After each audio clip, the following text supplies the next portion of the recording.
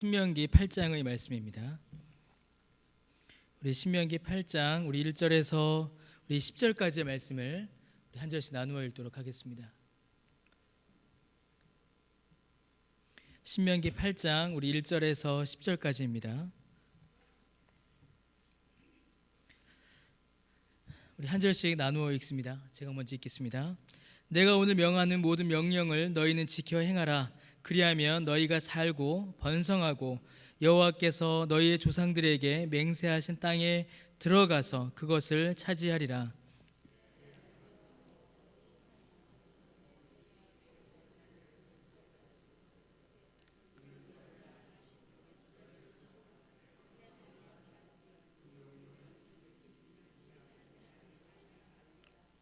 너를 낮추시며 너를 줄이게 하시며 또 너도 알지 못하며 내 조상들도 알지 못하던 만나를 내게 먹이신 것은 사람이 떡으로만 사는 것이 아니요 여호와의 입에서 나오는 모든 말씀으로 사는 줄을 내가 알게 하려 하심이니라.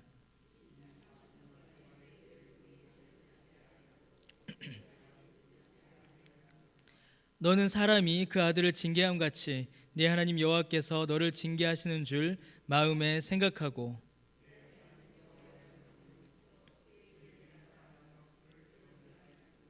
네 하나님 여호와께서 너를 아름다운 땅에 이르게 하시나니 그곳은 골짜기든지 산지든지 시내와 분천과 샘이 흐르고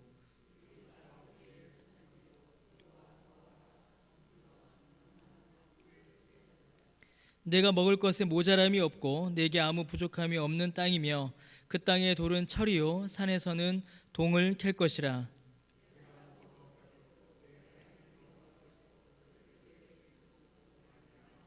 그를 아멘.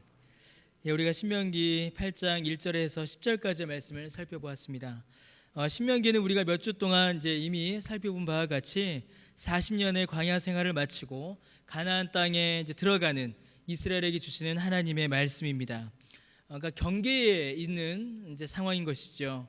광야에서 지냈던 그 과거 40년의 과거가 이제 끝났고 이제 가나안으로 들어가는 새로운 미래, 그 미래를 준비하는 그 경계에 있는 말씀입니다. 과거가 마무리되고 미래가 시작되는 그 지점에서 이 신명기의 말씀이 선포되고 있습니다. 그래서 이 신명기는 계속해서 두 가지의 성격을 가집니다. 과거의 역사를 돌아보며 과거의 역사를 통한 교훈을 주시고 동시에 미래, 이제 새롭게 맞이하게 될 그 미래를 어떻게 맞이해야 되고 그 미래에는 어떤 삶을 살아야 하는지를 하나님께서는 말씀하십니다. 과거를 돌아보고 미래를 준비하며 현재 어떻게 살아야 되는가, 그런 말씀이 신명기를 채우고 있다라고 볼 수 있습니다. 신명기 8장은 이제 이러한 방금 말씀드렸던 신명기의 성격을 가장 분명히 보여주는 장이다라고 할 수 있습니다. 과거의 교훈과 미래의 준비, 이 두 가지가 신명기 8장에 너무나도 분명히 나타나죠. 우리가 다 읽지 않았지만 신명기 8장 전체의 주제는 두 가지로 요약을 할 수가 있습니다. 신명기 8장에서 다루는 첫 번째 주제는 어려웠던 과거를 기억하라입니다. 과거에 어떠한 삶을 살았고 어떻게 광야를 지났는지 그 어려웠던 과거를 기억하라. 이게 이제 첫 번째 주제이죠. 두 번째 주제는 그 반대입니다. 두 번째 주제는 이제 앞으로 장차 좋은 때가 시작될 것인데 그 좋은 때에도 하나님을 잊지 말라. 이게 이 신명기 8장의 두 번째 주제입니다. 어렵고 고통스러웠던 과거에도, 그리고 이제 앞으로 이루어질 평안하고 풍족하며 만족스러운 미래에도 이스라엘은 반드시 하나님을 기억해야 했고 앞으로도 하나님을 기억해야 합니다. 과거에 베푸신 하나님의 은혜와 뜻을 기억해야 하는 것은 물론이고 미래에도, 앞으로 펼쳐질 미래에도 하나님의 말씀을 붙잡고 그 말씀에 순종하며 그들은 살아야 했습니다. 과거의 경험들을 통하여서 하나님의 뜻을 깨달아 알아야 했고 이제 깨달아 알게 된 하나님의 뜻을 붙잡고 풍족하게 펼쳐질 미래를 그들은 살아야 했습니다. 그 핵심이 바로 8장 3절의 말씀입니다. 그들의 광야에서의 과거도 가나안에서의 미래도 하나를 향하여 있습니다. 사람이 떡으로만 사는 것이 아니요 무엇으로 산다고요? 하나님의 모든 말씀으로 사는 것임을 그들은 기억하고 잊지 말아야 했습니다. 힘들었던 과거를 돌아봅니다. 거기에서 무엇을 찾을 수 있었을까요? 우리가 떡으로만 산 것이 아니라 하나님의 말씀으로 이 광야를 지나왔구나. 그것을 깨달아야 했고, 앞으로 펼쳐질 미래 역시도 떡으로만 사는 것이 아니라 하나님의 말씀으로 산다라는 것을 이스라엘은 반드시 기억해야 했습니다. 그리고 여러분, 이 사실은 이스라엘만이 아니라 오늘 우리에게도 주시는 동일한 교훈이요, 동일한 말씀입니다. 여러분의 과거를 돌아보실 때 어떤 교훈과 또 어떤 의미를 찾으실 수 있으십니까? 우리의 과거를 돌아볼 때에 우리가 참 힘들었던 시간들을 돌아볼 수 있습니다. 그러나 그 힘든 시간을 통하여서 우리가 고백할 수 있는 것은 우리가 떡으로만 사는 것이 아니라 하나님의 말씀으로 살았다라는 것을 우리가 확인할 수 있습니다. 더하여 이제 우리 앞에 놓여져 있는 미래, 당장 내일부터, 당장 예배가 끝난 이후부터 우리의 삶 역시도 그저 떡으로만 사는 것이 아니라 하나님의 말씀으로 살아야 한다는 것을 우리가 다시 한번 마음에 확인할 수 있는 것입니다. 그래야 사랑하는 성도 여러분, 우리의 육체가 살고 우리의 영혼이 살며 우리가 살 수 있는 것입니다. 살아온 길이 그러하였고 앞으로 살아갈 인생의 길이 바로 그러한 것이지요. 여러분, 이스라엘 민족은 40년간 광야에서 시간을 보냈습니다. 그들이 범죄하였기에, 그들이 하나님을 믿지 않았기에 그들이 광야에서 보낸 시간이 40년이었습니다. 어떻게 보면 불필요하고 또 어떻게 보면 낭비와 같은 시간으로 보일 수도 있습니다. 그러나 하나님께서 함께 하시는 시간은, 하나님께서 붙잡고 계시는 시간은 단 1분 1초도 무의미하게 지나가지 않습니다. 하나님께서는 그 40년의 시간 동안 이스라엘을 교훈하셨고 이스라엘에게 하나님을 알려주셨습니다. 이 광야 40년 동안 하나님께서 무엇을 가르치셨는지 그 말씀이 2절에 정확히 기록이 되어 있습니다. 하나님께서는 이스라엘 민족이 하나님의 말씀을 지키는지 지키지 않는지 시험하시기 위하여 그들을 40년간 광야에서 인도하셨던 것입니다. 떡으로만 사는 것이 아니라 하나님의 말씀으로 산다라는 그 사실을 깨닫게 하시려고 하나님께서는 40년의 시간을 그렇게 이스라엘에게 허락하셨던 것입니다. 시험하셨던 것이지요. 하나님의 말씀을 주시고 그 말씀대로 사는지 그 말씀을 거부하는지 하나님께서는 그 시험을 40년간 하셨던 것입니다. 참 긴 시험이죠. 여러분, 참 긴 시험이죠. 40년이나. 왜 그렇게 40년이나 걸렸을까요? 통과를 못하니까 40년 걸린 겁니다. 통과를 못하니까. 이스라엘 민족들이 말씀을 깨닫고 그 말씀대로 그들이 바뀌어야 하는데 바뀌지를 못하니 40년이 걸렸던 것이죠. 그러면 여러분, 40년이 지난 후에는 그들이 바뀌었을까요? 바뀌지 않았습니다. 여전히 그들은 계속 그 상태를 유지하고 있었죠. 하나님께서 40년간 시험하셨다라는 이 시험에 대해서 우리가 좀 정확히 그 내용을 이해해야 될 필요가 있습니다. 하나님께서는 이스라엘이 광야에서 40년간 방황하게 하셨습니다. 그리고 그때마다 하나님의 말씀을 주셨고 이스라엘이 하나님의 말씀에 어떻게 반응하는지를 하나님께서는 계속 보셨습니다. 여러분, 하나님께서 이스라엘에게 말씀을 주셨지요. 그러면 여러분, 그 외의 것들은 하나님께서 어떻게 하셨을까요? 이게 아주 중요합니다. 3절의 말씀은 우리에게 무엇을 말하냐면 사람에게 떡이 필요하지 않다라는 말씀이 아닙니다. 사람에게 떡도 필요하다라는 말씀이죠. 사람이 성경만 읽고 여러분 어떻게 살 수 있겠습니까? 그렇지 않으세요? 성경만 읽고 우리가 살 수 없습니다. 성경도 읽어야 되고 또 밥도 먹어야 합니다. 하나님께서 주시는 말씀은 밥도 먹어야 되고 하나님의 말씀도 먹어야 한다라는 것입니다. 하나님께서 이스라엘 백성들에게 계속해서 말씀을 주셨습니다. 그리고 그 말씀을 지키는지 안 지키는지 시험하셨지요. 자, 그러면 이제 뭐가 남았죠? 하나님께서 말씀을 주셨으니 떡이 남았습니다. 하나님께서 분명히 떡도 먹어야 되고 말씀도 먹어야 된다라고 말씀하셨으니 이제 말씀을 주셨고 이제 그 다음에 남은 것은 떡이죠. 이 떡의 문제를 하나님께서 어떻게 이스라엘 백성들에게 해결해 주셨는지 여러분 그 사실을 우리가 확인해 봐야 합니다. 4절 말씀에 보시면 너무나도 중요한 내용이 나옵니다.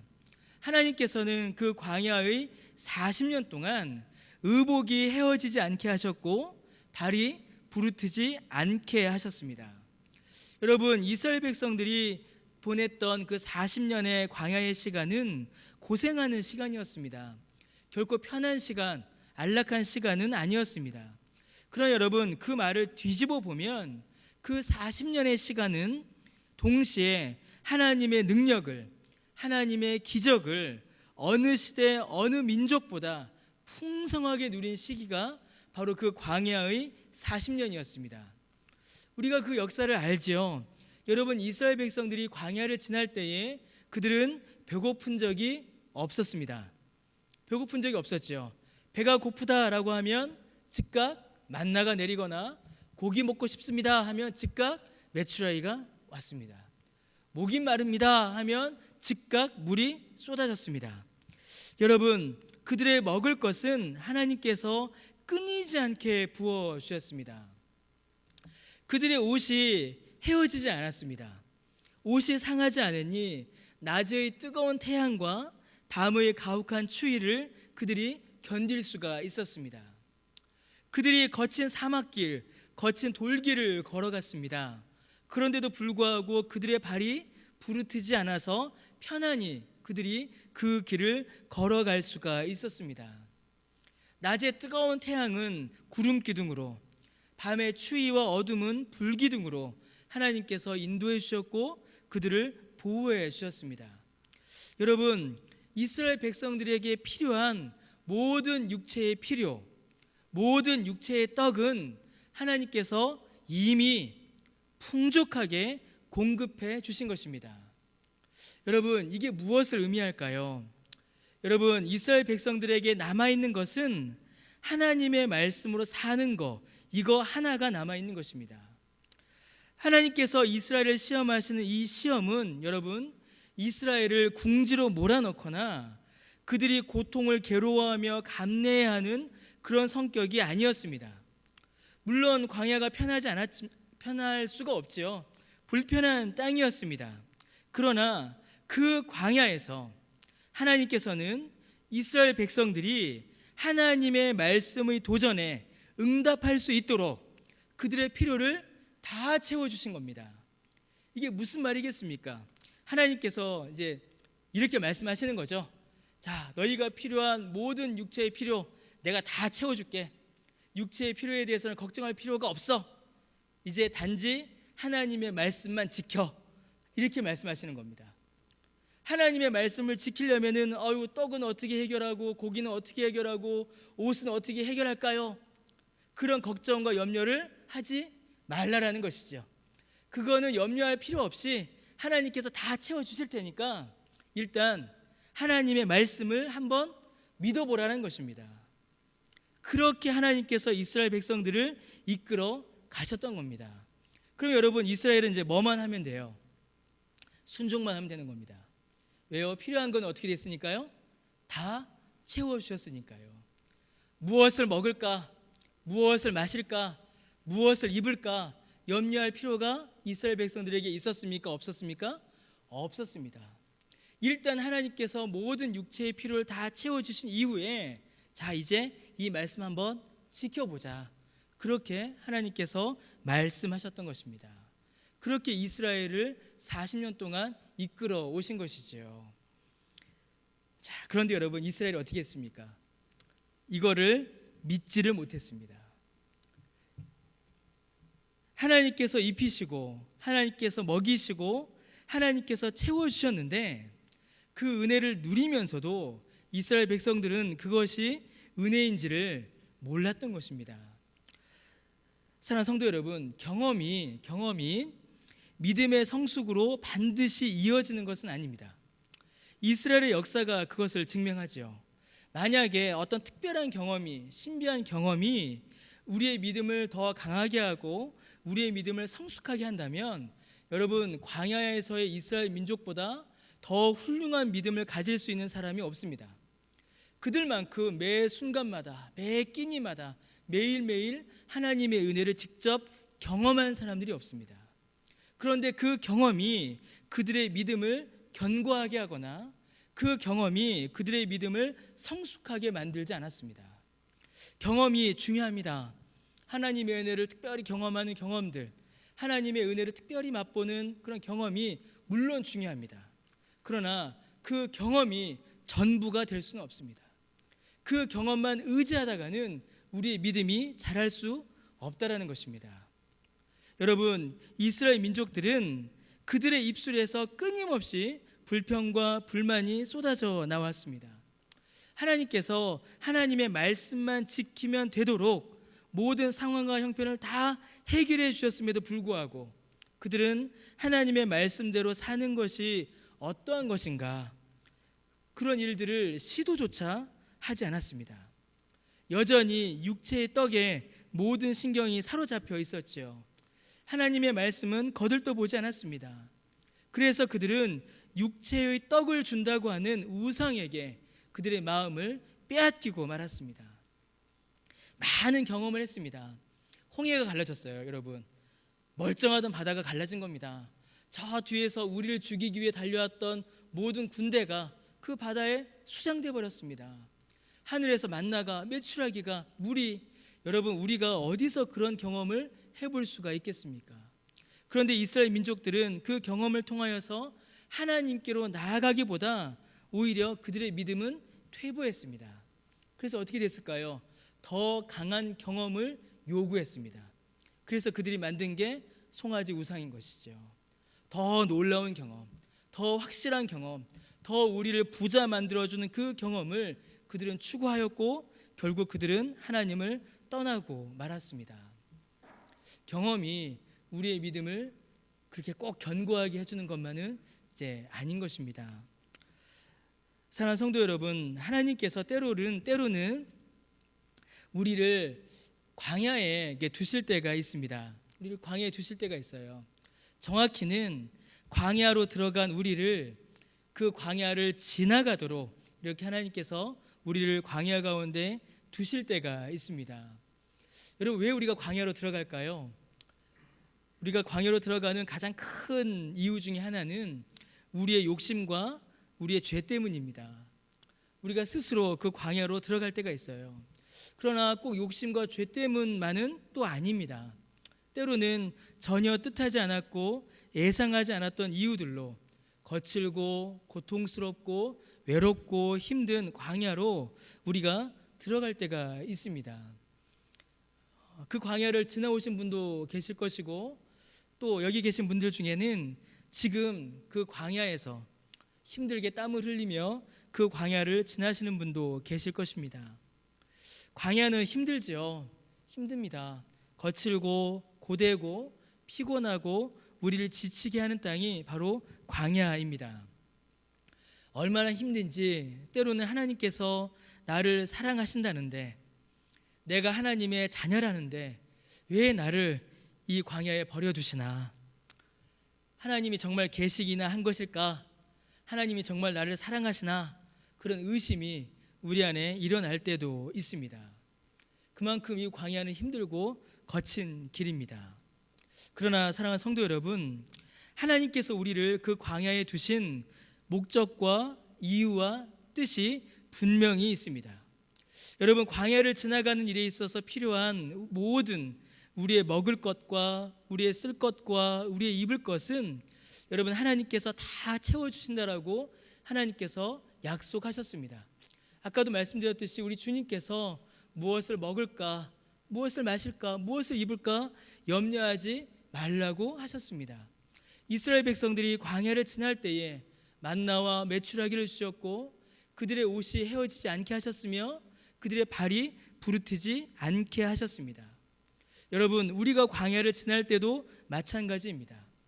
우리가 광야를 지날 때에도 하나님께서 우리를 버려두지 않으시고 우리의 배를 채우시는 만나를 주시고 우리를 따뜻하게 하는 옷을 주시고 구름 기둥과 불 기둥으로 우리를 인도하십니다.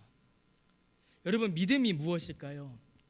믿음은 이 만나를 만나로 보는 것이고 구름 기둥과 불 기둥을 보며 하나님을 보는 것입니다.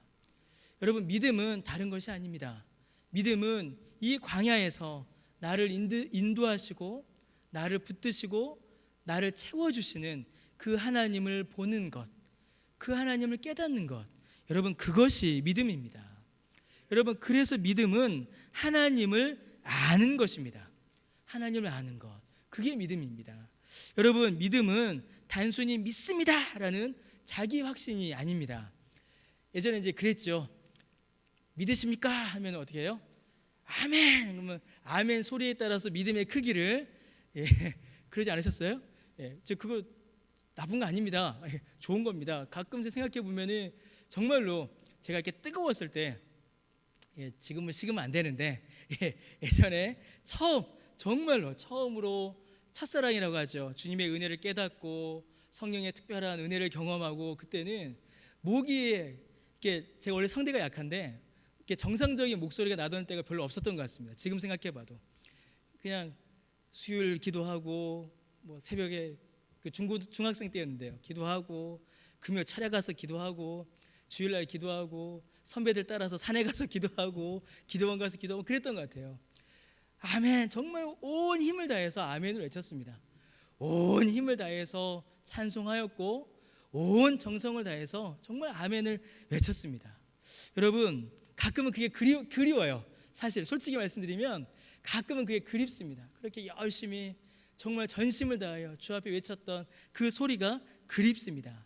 자, 그런데 여러분, 그러나 내가 잘 믿어, 내가 열심히 믿지, 나는 분명히 믿어 라는 그 자기 확신이, 그리고 그런 경험이 우리의 믿음을 이렇게 견고하게 만들어주지는 않습니다. 여러분, 우리의 확신은 정말 쉽게 흔들립니다. 아무리 굳게 믿으려고 하고 아무리 마음을 다잡아도 여러분, 우리의 믿음은 흔들리고 우리의 믿음은 무너지고 우리의 믿음은 의심에 빠집니다. 시험이 닥쳐올 때, 광야 길이 펼쳐질 때 하나님 계신가? 하나님 나를 사랑하시나? 그런 의심이 우리 안에 일어난다라는 것이죠. 그러나 여러분, 주관적인 확신, 내가 가지는 주관적인 신념은 흔들릴 수 있지만 진리를 아는 지식은 결코 흔들리지 않습니다.